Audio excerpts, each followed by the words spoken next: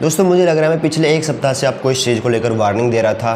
बड़े बड़े जो एसेट मैनेजमेंट और वेल्थ मैनेजमेंट ग्रुप है उनकी चेतावनियां मैं आपको बखूबी यहाँ पर पेश कर रहा था कि वो क्या बोल रहे हैं, वो बॉटम को लेकर अभी क्या अपनी राय दे रहे हैं और कहीं ना कहीं उसी तरफ हमें मार्केट रुख करता हुआ दिखाई दे रहा है। लेकिन क्या अभी पूरी पिक्चर ख़त्म हो चुकी है और अभी कुछ ऐसी अपडेट आ रही हैं, उनका इम्पैक्ट क्या रहेगा मार्केट पर और क्या हालात सुधरेंगे या और ख़राब होंगे, इसको लेकर डिस्कस करेंगे। लेकिन हमेशा की तरह हम वीडियो में जानेंगे कि मार्केट में लिक्विडेशन कितने हुए। तो पिछले 24 घंटों में ना $1 बिलियन यहाँ पर इस क्रिप्टो मार्केट से लिक्विडेट हुए।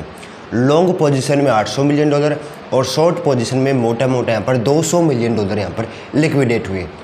यानी जो लोग सोच रहे थे कि बिटकॉइन 59,000 पर भी यहाँ नहीं टिकेगा, वो शॉर्ट में ज़्यादा लिक्विडेट हो गए और लॉन्ग वाले तो लिक्विडेट हुए ही हैं, क्योंकि वहाँ पर एंट्री $67,000 या उससे भी ज़्यादा कहीं पर बनाए बैठे हुए थे। लेकिन अब बात यह क्या हालात सुधरेंगे या और ख़राब होंगे, क्योंकि अपडेट तो ख़तरनाक आ रही हैं। लेकिन आपसे एक रिक्वेस्ट है, इस वीडियो को यार एक छोटा सा लाइक कर दो और चैनल पर नहीं तो सब्सक्राइब कर दो, क्योंकि जो मेरे पुराने सब्सक्राइबर वो समझ पा रहे होंगे कि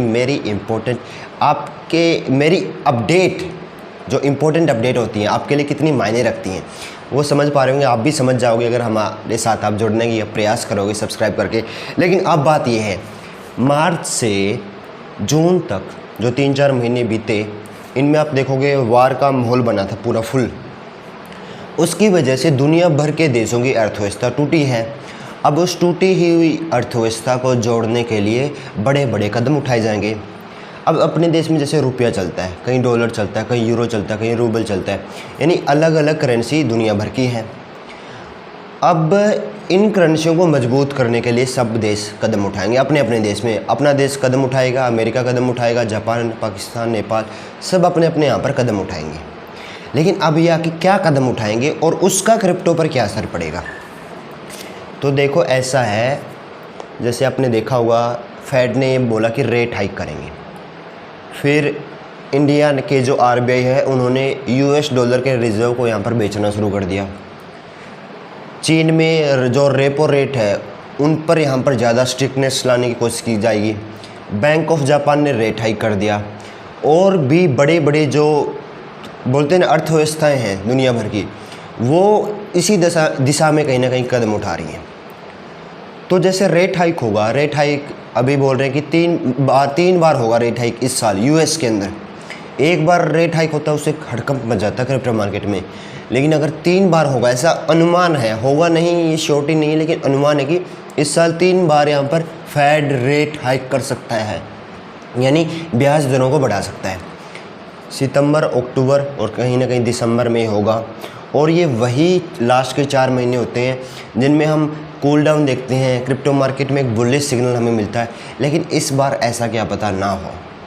इस बार कई सारे एक्सपर्ट ऐसा दावा कर रहे हैं कि जो बॉटम बनेगा वो अक्टूबर महीने में बन सकता है। मैं अपनी तरफ से कुछ ऐड ऑन नहीं कर रहा हूँ, क्योंकि मैं हर बार एक सिंपल सा डिस्क्लेमर देता हूँ कि मैं कोई वित्तीय सलाहकार नहीं हूँ।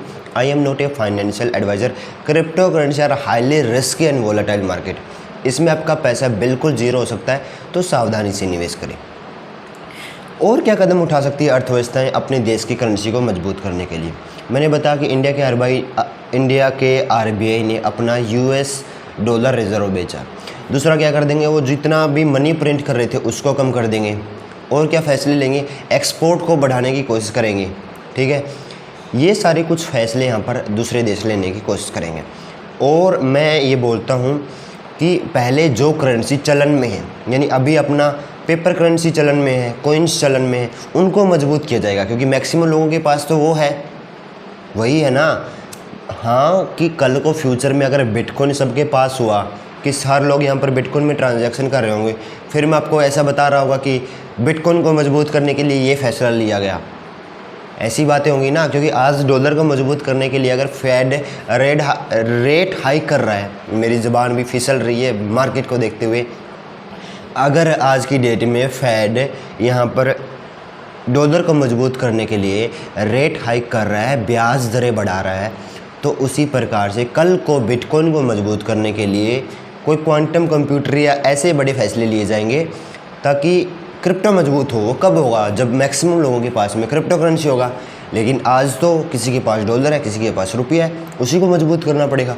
उसी को मजबूत करने के लिए फैसले लेंगे। और इसका हमेशा से क्रिप्टो करेंसी पर दबाव रहा है, क्योंकि जब जब यहाँ पर लोगों को महसूस हुआ है कि डॉलर मजबूत हो रहा है, तो सारी करेंसियाँ डिजिटल हो या फिर पेपर करेंसी हो दूसरे देशों की, उनमें यहाँ पर बहुत गिरावट आई है, ठीक है, कंपैरिजन के मामले में। और साथ में आप देखोगे एक बिलियनर है जिसका नाम है फिलिप, वो पता क्या बोल रहा है, वो बोल रहा है कि एक तरफ हो $10 ट्रिलियन की कंपनी, दूसरी तरफ हो बिटकॉइन, तो ना $10 ट्रिलियन की कंपनी का फ्यूचर प्रेडिक्ट करना आसान होगा एज़ कम्पेयर टू बिटकॉइन का फ्यूचर।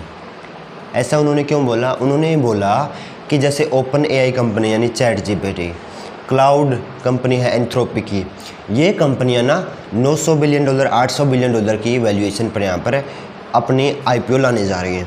तो सवाल ये उठता है कि बिटकॉइन की मार्केट कैप है $1.3 ट्रिलियन, तो फिर ये कंपनियां बिटकॉइन की मार्केट कैप को छूने वाली है, तो बिटकॉइन में इन कंपनियों में क्या फ़र्क रह जाएगा? फिर सवाल तो अच्छा भी है कि भाई साहब ChatGPT तो इतने सोल्यूशन हमारे बना रहे हैं, हमारी रोज़मर्रा की ज़िंदगी को आसान बना रही है, बिटकॉइन क्या कर रहे हैं? बिटकॉइन को तो फिर हम एक तरीके से क्या बोलते हैं, इन्वेस्टमेंट का एसेट ही देखेंगे। फिर तो यूज़ क्या है इसका? यूज़ तो कुछ नहीं, ऐसा यहाँ पर फिलिप जो एक बिलियनर है उनका मानना है, लेकिन हमें पता है कितना यूज़ है, कितना सारा ecosystem. Father of crypto currency कौन है? बिटकॉइन है।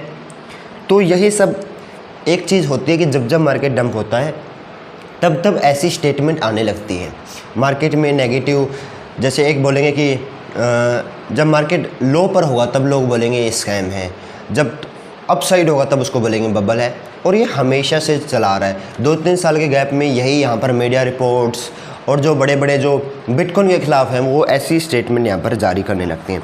लेकिन माहौल ख़राब है, माहौल ख़राब है क्रिप्टो मार्केट का, और ख़राब कब तक रह सकता है वो तो आप खुद अनुमान लगाइए, क्योंकि जिस प्रकार की खबरें आ रही हैं अर्थव्यवस्था को तोड़ा है इस युद्ध ने, उस हिसाब से दुनिया की करेंसियों को मजबूत होने में अच्छा समय यहाँ पर लगेगा। एक लॉन्ग टाइम गैप चाहिएगा, महीनों लग सकते हैं, और उसके लिए यहाँ पर बड़े बड़े फैसले लिए जाएंगे, और जब जब ऐसे फैसले होंगे तब तब उसका क्रिप्टो पर असर होगा।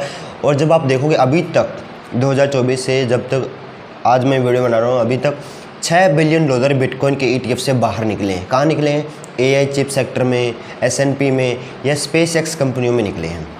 इसका दबाव पड़ रहा है क्योंकि जब से यहाँ पर मार्केट ना बड़े बड़े वेल्थ मैनेजमेंट ग्रुप के पास गया है और रिटेल के हाथ से निकला है, क्योंकि ETF आ गया तो डायरेक्ट यहाँ पर रिटेल कहीं ना कहीं कंट्रोल नहीं कर रहा है। ये बात माइकल सेलर ने भी एक्सेप्ट की है। तो अब आप खुद अनुमान लगा लीजिए क्या हो सकता है इस मार्केट में, क्या सिचुएशन बन सकती है, क्या सिनेरियो बन सकते हैं। मेरा काम तो यही रहता है कि भाई साहब क्या अपडेट आ रही है, रिस्की है ना, और या फिर प्रॉफिट वाला है, ये सब डिसीजन फैसले आपके खुद के रहते हैं। वीडियो पसंद आई तो लाइक ज़रूर करना है, क्योंकि इसी तरह का डीप एनालिसिस मैं आपके लिए रोज़ लाने की यहाँ पर कोशिश करता हूँ। टेलीग्राम पर ज़रूर जुड़ जाना, लिंक आपको डिस्क्रिप्शन में मिल जाएगा। मिलते हैं अगले वीडियो में। जय हिंद।